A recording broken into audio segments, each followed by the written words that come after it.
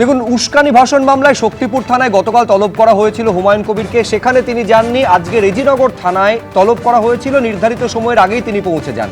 উস্কানি ভাষণ মামলায় প্রায় 4 ঘন্টা জিজ্ঞাসাবাদ করা হলো হুমায়ুন কবিরকে। আবার 14 তারিখে তাকে তলব করা হয়েছে। আমি আরো বিস্তারিত এই নিয়ে জানতে সরাসরি পার্থপ্রতিম ঘোষ আমাদের প্রতিনিধি রয়েছেন, কথা বলবো তার সঙ্গে। দীর্ঘ জিজ্ঞাসাবাদ। পার্থ, ঠিক কোন কোন প্রশ্নের উত্তর হুমায়ুন কবিরের থেকে জানতে চাইলেন পুলিশ কর্তারা? দেখো, 10 থেকে 12 পাতার ওপরে প্রশ্ন কিন্তু করা হয় হুমায়ুন কবিরকে, এবং সেক্ষেত্রে 4 ঘন্টা জিজ্ঞাসাবাদ করা হয়। তোমার নিশ্চয়ই মনে আছে যে দুটি মামলা হয়েছে হুমায়ুন কবিরের বিরুদ্ধে শক্তিপুর থানা, যেটা পুলিশকে অশ্রাব্য ভাষায় গালিগালাজ করছিলেন তিনি। অন্যদিকে রেজিনগরে, আজকে রেজিনগরের মামলায় তিনি হচ্ছেন হাজিরা দেন। রেজিনগর থানার মামলাটি হচ্ছে কি, রেজিনগর থানার মামলাটি হচ্ছে বিজেপি কর্মীদেরকে মাঠ থেকে শুরু করে একেবারে নানা রকমের উস্কানিমূলক বক্তব্য, সেই বক্তব্য তিনি কিন্তু রেখেছিলেন। এবং এই যে মন্তব্য, এই মন্তব্যের পরিপ্রেক্ষিতে হুমায়ুন কবিরকে আজকে দীর্ঘ 4 ঘন্টা জিজ্ঞাসাবাদ করা হয়, এবং আগামী আবার 14ই জুলাই তাকে কিন্তু আবার তলব করা হয় সকাল 11টার সময় এই রেজিনগরের যে মামলা, সেই মামলাতেই। দুটি বিষয়, এক হচ্ছে পুলিশ সূত্রে যেমনটা জানতে পারছি আমরা, হুমায়ুন কবিরের এই যে মন্তব্য, সেই মন্তব্যের পরিপ্রেক্ষিতে তার কাছ থেকে জানতে চাওয়া হয়, তিনি কিন্তু একবারে পুলিশের কাছে, পুলিশ সূত্রে খবর, তিনি অনুতপ্ত, এমনকি ভুল হয়েছে এই কথা বলেন। যদি এই প্রশ্ন যখন হুমায়ুন কবিরকে করা হয়, তিনি জানান যে এই প্রশ্নের তিনি কোনো উত্তর দেবেন না।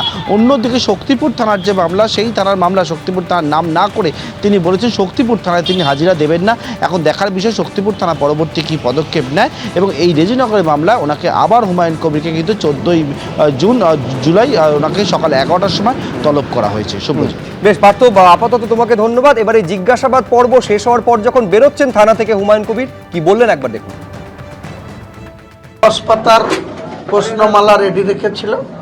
তারা আমাকে যেটা জিজ্ঞাসাবাদ করেছে বা কথা বলেছে, প্রশ্ন করেছে, আমি উত্তর দিয়েছি, সবটাই ভিডিও করা হয়েছে।